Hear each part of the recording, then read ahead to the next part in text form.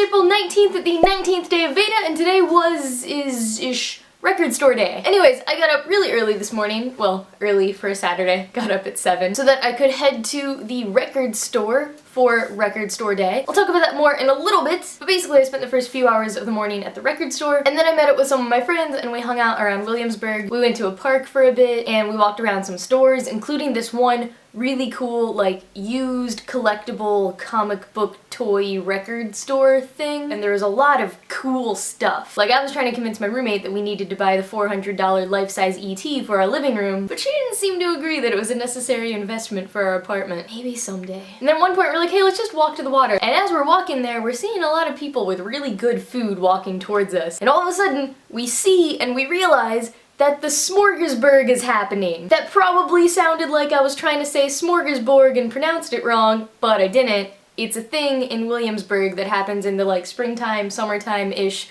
where all of the food trucks or just some restaurants or like other people who make amazing food all come together in a street fair on the weekends, and you can eat all of this amazing food while being outdoors and enjoying nature. And it's awesome, and I've been meaning to go to it forever, but I like always forget, or I'm just busy or out of town on weekends. So it was so cool that we just stumbled on it and we got to enjoy it. And we just sat and ate like on the coast. The river was right there and we could see the whole Manhattan skyline, and it was a really great happy accident. But anyways, record store day. For those of you who don't know, record store day is a thing that happens every year. I don't know how long it's been happening, but basically what happens is a bunch of labels put out exclusive releases just for record store day, or they're very limited quantities that are only in some nations. Sometimes there's special compilations or side-by-sides or anniversary things, or sometimes like first releases, and it's just a great day to go support record stores. And a lot of record stores will have events going all day. So I went to Rough Trade in Williamsburg, which is actually a store I hadn't been to before in New York. I think they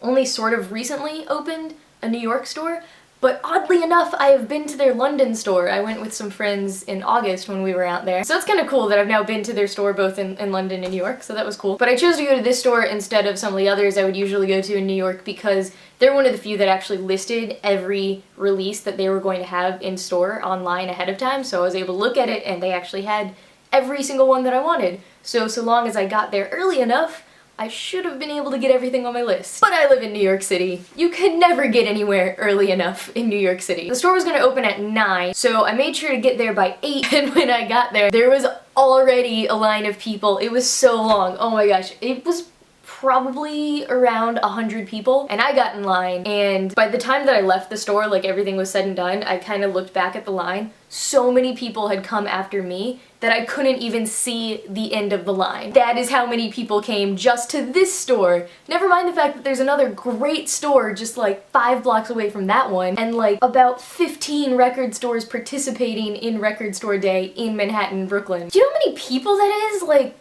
doing record store day in New York? Just so many people. So many people live in New York City. Always blows my mind. But anyways, I was actually able to get almost everything on my list that I wanted to get except for the Ghostbusters single. There was a 10-inch glow-in-the-dark Ghostbusters single. It has like the theme by Ray Parker Jr. and then there's like a dance remix and a dub, and yeah, it's glow-in-the-dark. It has Ghostbusters and I really wanted it, but apparently so did everyone else in New York. So by the time I got in the store and I asked where it was, they said it was gone. But I think I got a pretty good haul still. In case anyone is interested, I'm just gonna show you some of my records. First of all, Satanic Panic in the Attic of Montreal. This is the 10th anniversary of this album, so it's the 10th anniversary edition. It originally did not make the list because even though Of Montreal is one of my all-time favorite bands, this is not one of my all-time favorite albums of theirs. It's a really good album, but it's not one of my favorites. But when I looked into it a little more, since it's the 10th anniversary, you get expanded album artwork, which Of Montreal album artwork never disappoints. It's super awesome. There's also an entire second disc that is 7 tracks that were recorded during the same era but didn't make it onto the album. That kind of ended up making it worth it for me. And the original album is in this cool yellow. So we got a blue one and a yellow one. Colored vinyl is always something that I'm like,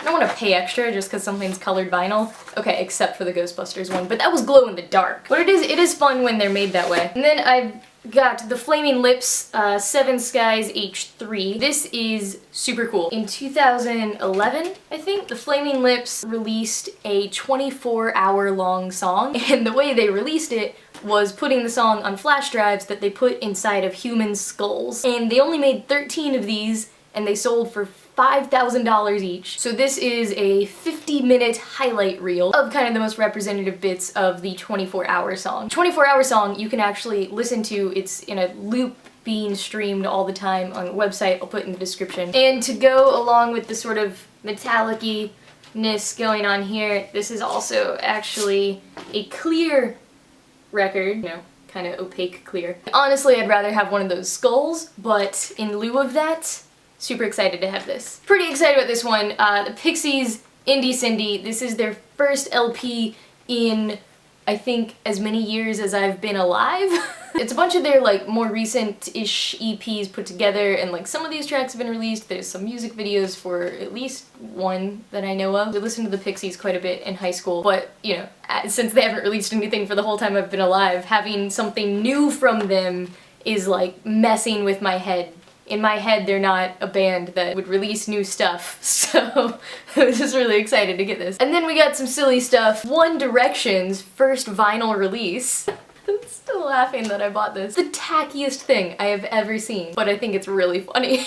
One Direction has never done vinyl before, so that makes this quite rare, and I just really wanted to be able to say, oh yeah, One Direction, I've got them on vinyl. And the last thing that I got was the Muppet movie soundtrack, which has not been on vinyl since, like, it came out in 1979. And this one was not a joke. I genuinely wanted this because I just really wanted to hear Rainbow Connection on my record player that just sounded like it would sound beautiful, and it does. I've listened to it, and it sounds absolutely beautiful. Also, there's a song by Dr. Teeth and the Electric Mayhem, which is my favorite band of all time, so that's great, and I'm very happy with this. Some record stores will give you like goodie bags when you go. So Rough Trade gave everyone a whole bunch of CDs and a 7-inch of just, I think, some of the artists or some of the smaller independent labels that they're like friends with. Got a bunch of stickers and a patch, a pink beer koozie, and this button. It's for Hotel Cabana Naughty Bay. I don't know what that is. And when you press it, it's kind of lame. It doesn't buzz. Instead, it does this.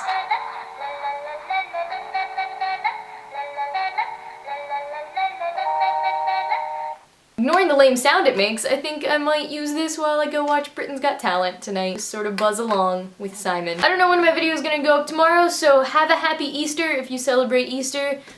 Even if you don't celebrate Easter, I encourage you to eat lots of candy anyways, because why not? I'll talk to you tomorrow.